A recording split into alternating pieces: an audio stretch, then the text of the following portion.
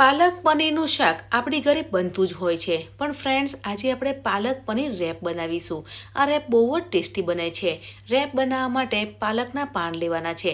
પાલકને સારી રીતે ધોઈ લઈશું. પેનમાં 2 ગ્લાસ પાણી લેવાનું છે, અડધી ચમચી મીઠું ઉમેરવાનું છે. પાણી ગરમ થઈ જાય પછી પાલકને બોઇલ કરવાની છે.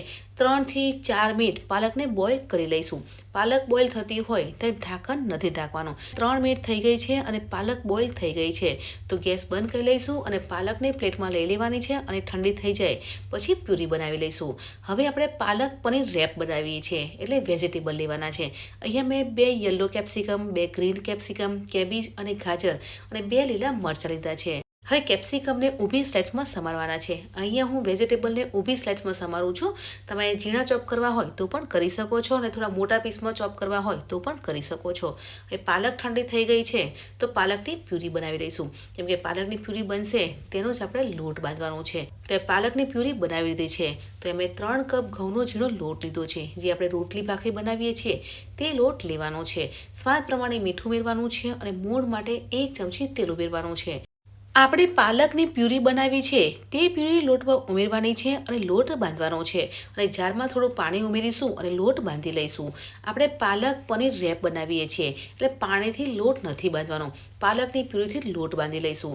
જારમાં થોડું પાણી ઉમેરીશું અને રેપ માટે લોટ બાંધી લઈશું. રેપ બનાવતા હોઈએ ત્યારે લોટ વધારે કઠણ પણ નહીં અને વધારે ઢીલો નહીં તે રીતનો લોટ બાંધવાનો છે. એટલે પાલકના પાણીથી જ લોટ બાંધી લઈશું એટલે આપણો ગ્રીન કલરનો લોટ બંધાઈ જશે. આપણી ઘરે પાલક પનીરનું શાક તો બનતું જ હોય છે, પણ આ રીતે પાલક પનીર રેપ એકવાર જરૂરથી ટ્રાય કરજો. બહુ જ ટેસ્ટી અને હેલ્ધી રેપ બને છે. સ્ટફિંગ બનાવવા માટે મેં યલો કેપ્સિકમ, ગ્રીન કેપ્સિકમ, ગાજર, કેબેજ, 2 મીડિયમ સાઇઝની ડુંગળી ઊભી સ્લાઇડ્સમાં સમારી છે અને 2 લીલા મરચાં લીધા છે. તમારે બીજા વેજીટેબલ લેવા હોય તો પણ લઈ શકો છો. હવે આપણે સ્ટફિંગ બનાવીશું. સ્ટફિંગ બનાવવા માટે પેનમાં બટર લેવાનું છે. તમારે ઘી કે તેલ લેવું હોય તો પણ લઈ શકો છો. બટર મેલ્ટ થઈ જાય પછી 2 લીલા મરચાં ઝીણા ચોપ કર્યા છે તે ઉમેરવાના છે અને સાતરવાના છે. ડુંગળી ઉમેરી તેને પણ સાતરી લઈશું. ડુંગળી સોફ્ટ થાય ત્યાં સુધી સાતરવાની છે.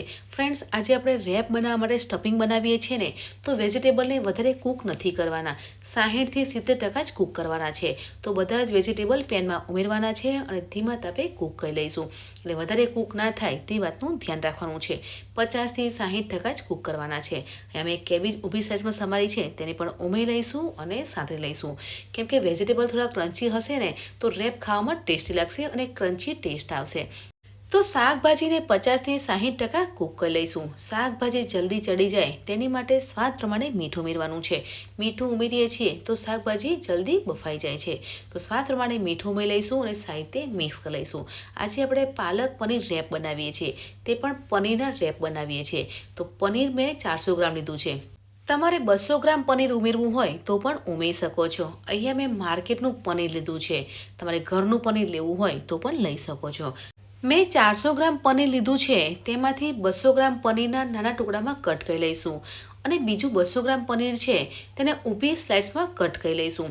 કેમ કે વેજીટેબલ લીધા છે તે વેજીટેબલને પણ ઊભી સ્લાઇડ્સમાં કટ કર્યા છે એટલે પનીરને પણ ઊભી સ્લાઇડ્સમાં કટ કરીશું અને બીજા નાના પીસમાં કટ કરી લઈશું. અહીંયા મેં 400 ગ્રામ પનીર લીધું છે. તમારે 200 ગ્રામ પનીર લેવું હોય તો પણ લઈ શકો છો. તો અત્યારે પનીરને કટ કરી લેવાનું છે. તો મેં પનીર કટ કરી દીધું છે. અહીંયા શાકભાજી પણ કૂક થઈ ગયા છે. તો શાકભાજીને પણ વધારે કૂક નથી કરવાના. 50 થી 60% જ કૂક કરવાના છે. અહીંયા તમે જોઈ શકો છો કે આપણા શાકભાજી ચડી ગયા છે. અને તમારે બીજા કોઈ શાકભાજી ઉમેરવા હોય ને તો પણ ઉમેરી શકો છો. હવે 1 ચમચી ઓરેગાનો, 1 ચમચી ચીલી ફ્લેક્સ, 1 ચમચી રેડ ચીલી સોસ અને 1 ચમચી સોયા સોસ ઉમેરવાનો છે અને સાહિત્ય મિક્સ કરી લઈશું. સ્પાઇસી વધારે જોઈતું હોય તો રેડ ચીલી સોસ વધારે ઉમેરવાનો છે. સોસ ઉમેરીએ છીએ ને તો સ્ટફિંગ ટેસ્ટી લાગે છે. તો સોસ ઉમેરી સાહિત્ય મિક્સ કરી લઈશું. પનીર કટ કર્યું છે તે પનીર ઉમેરવાનું છે અને ધીમા તાપે સાંતળી લઈશું. પનીર ક્રિસ્પી થાય ને ત્યાં સુધી સાતરવાનું છે. કેમ કે વેજીટેબલ તો કૂક થઈ ગયા છે તો પનીર ઉમેરવાનું છે એટલે મસાલાની ફ્લેવર પનીરમાં આવી જશે. અહીંયા હું પ્લેન પનીર ઉમેરું છું, પણ તમારે પનીર અલગ રાખી અને તેમાં મસાલો કરી અને પછી પેનમાં ઉમેરવું હોય તો પણ ઉમેરી શકો છો. તો પનીર સાથે મિક્સ કરવાનું છે. તો પાલક પનીર રેપ બનાવીએ છીએ તો રેપ બનાવવાનું સ્ટફિંગ તૈયાર થઈ ગયું છે. કુંજ મને હેલ્પ કરવા માટે આવ્યો છે કે પાલક પનીર રેપ જલ્દી બની જાય અને બાજુમાં મસ્તી પણ કરે છે કે મમ્મી કેટલી વાર લાગશે, જલ્દી બનાવ, મને બહુ જ ભૂખ લાગી છે. તો એ પાલક પનીર રેપ બનાવીએ છીએ તો સ્ટફિંગ બની ગયું છે. તો ગેસ બંધ કરી લઈશું અને સ્ટફિંગ ઠંડુ કરવા મૂકી દઈશું. રેપ બનાવવા માટે પાલકનો લોટ બાંધ્યો છે તેના એક સરખા ગુલ્લા બનાવવાના છે. હવે આદની પર લોટ સ્પ્રિંકલ કરવાનો છે અને એકદમ પતલી રોટલી વણવાની છે. થીક રોટલી નથી વણવાની, એકદમ પતલી રોટલી વણી લઈશું. કેમ કે માર્કેટમાં જે રેપ મળે છે ને તેવા જ રેપ આપણે ઘરે બનાવીએ છીએ. એટલે આ રીતે એકદમ પતલી રોટલી વણવાની છે. હવે રોટલીને શેકવાની છે પણ વધારે નથી શેકવાની. તવીને બટરથી ગ્રીસ કરી લઈશું અને રોટલી એક બાજુથી શેકાઈ જાય પછી ફેરવવાની છે અને બીજી બાજુ શેકવાની છે. રેપ બનાવતા હોય ને ત્યારે રોટલીને વધારે નથી શેકવાની, બંને બાજુથી થોડી શેકાઈ જાય ત્યાં સુધી શેકી લઈશું. ત્યારે રોટલી શેકાઈ ગઈ છે એટલે આપણે રેપ બનાવીએ છીએ ને તેની રોટલી શેકાઈ ગઈ છે.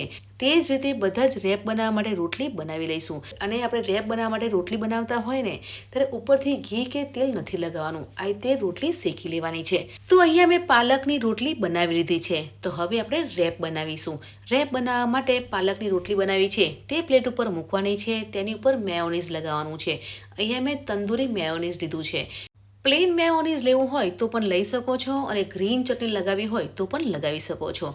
ફ્રેન્કીનો મસાલો સ્પ્રિંકલ કરવાનો છે અને આપણે જે સ્ટફિંગ બનાવ્યું છે તે સ્ટફિંગ રોટલી પર મૂકવાનું છે. સ્ટફિંગ વધારે મૂકવાનું છે. સ્ટફિંગ વધારે હશે ને તો રેપ ટેસ્ટી લાગશે. ઉપરથી ચીઝ લગાવવાનું છે. ચીઝ લગાવવું તે ઓપ્શનલ છે પણ બાળકો માટે પાલક પનીર રેપ બનાવીએ છીએ એટલે ચીઝ સ્પ્રિંકલ કરવાનું છે. હવે રેપ બનાવતા હોય ને ત્યારે શું કરવાનું છે કે નીચેનો ભાગ ઉપર લેવાનો છે અને બંને સાઈડથી ફોલ્ડ કરવાનું છે એટલે રેપ બનીને તૈયાર થઈ જશે. અને રેપ ખુલી ના જાય તેની માટે ટૂથપીક લગાવવાની છે. ટૂથપીક લગાવશો ને તો રેપ ઓપન નહીં થાય. તો આ રીતે આપણે બધા જ પાલક પનીર રેપ બનાવી લઈશું. તો છે ને એકદમ ઇઝી. આપણે પાલક પનીરનું શાક તો બનાવતા જ હોઈએ છીએ કે પાલકના પરાઠા તો બનાવતા જ હોઈએ છીએ, પણ આ રીતે પાલક પનીર રેપ એકવાર જરૂરથી ટ્રાય કરજો. બહુ જ ટેસ્ટી લાગે છે. સેટરડે સન્ડે હોય તો બાળકોને કંઈક ચટપટું ખાવાનું મન થાય ને તો આ રીતે પાલક પનીર રેપ બનાવી અને આપી શકો છો. તો આ રીતે આપણે બધા જ રેપ બનાવી લઈશું. હવે રેપને વધારે ટેસ્ટી બનાવવા માટે શું કરવાનું છે, પેનમાં બટર કે ઘી લગાવવાનું છે અને બંને સાઈડથી ક્રિસ્પી થાય ત્યાં સુધી રેપને શેકી લેવાના છે. પાલક પનીર રેપ બંને બાજુથી ક્રિસ્પી થઈ જાય પછી બટર પેપર લેવાનું છે અને બટર પેપરથી ફોલ્ડ કરી લઈશું. એટલે બાળકોને રેપ આપીએ છીએ ને તો બાળકોના હાથ નહીં બગડે. એટલે આ રીતે બટર પેપરથી ફોલ્ડ કરી લઈશું અને આ રીતે આપણે બધા જ રેપ બનાવી લઈશું. તો ફ્રેન્ડ્સ, આ રીતે પાલક પનીર રેપ બનાવી લઈશું. પાલક પનીર રેપ બનાવવા એકદમ ઇઝી અને સરળ છે. સેટરડે સન્ડે હોય તો બાળકોને ચટપટું અને ટેસ્ટી ખાવાનું મન થાય ને તો આ રીતે પાલક પનીર રેપ બનાવીને આપી શકો છો. પાલક પનીર શાકને પણ ભૂલાવી દે તેવા ટેસ્ટી અને હેલ્ધી પાલક પનીર રેપ બનાવ્યા છે. કેવી લાગી રેસીપી કમેન્ટમાં જરૂરથી જણાવજો. વિડીયો સારો લાગ્યો હોય તો વિડીયોને લાઇક, શેર અને સબસ્ક્રાઈબ જરૂરથી કરજો.